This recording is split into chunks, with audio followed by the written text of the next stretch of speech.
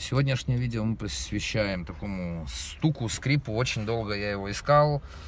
Вот он исходит из этой полки. Ну, к сожалению, машина сейчас стоит в тени, сейчас нету. Особенно, если он постоит на солнце. Поднеси телефон, наверное. Но если нажимать... Ну, какие-то такие звуки не совсем такие при езде присутствуют. Но, как бы, тем не менее, они есть. Долго не мог понять, откуда во звук. Исходит он из вот этого вот места, с этой облицовки. В сегодняшнем, чуть дальше мы покажем, как ее снять, ну и, соответственно, как удалить скрип.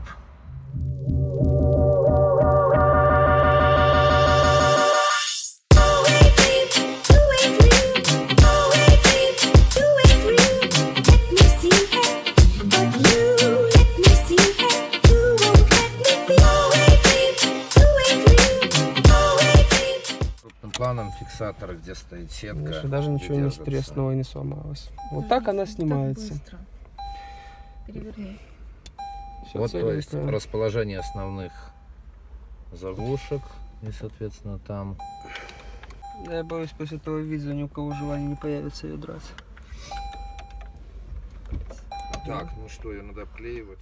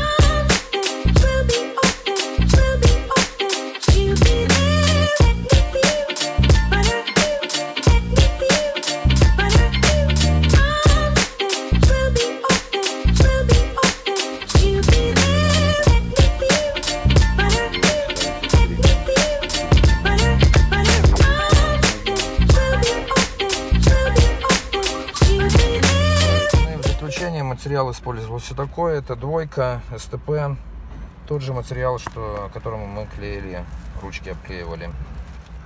Ну, мы доехали до места дислокации, не издает, окантовка абсолютно не издает ни одного звука. Клеить можно так, как на видео, единственное, мой совет, вот в этих местах клейте поменьше материала, потому что его достаточно тяжело будет убрать, но на видео уже не будем снимать. Так, по мелкими кусочками будем его оттуда выдергивать. Ну и... Сейчас будет. Ну и такой, наверное, совет. Все-таки она очень тонкая. Расположение крепежей я показал, но, наверное, самому я бы все-таки не рискнул бы это делать, а съездить профессионалам, которые это занимаются, либо на дилерскую станцию, либо так, если кто-то уже это делал, потому что есть очень большой шанс ее сломать.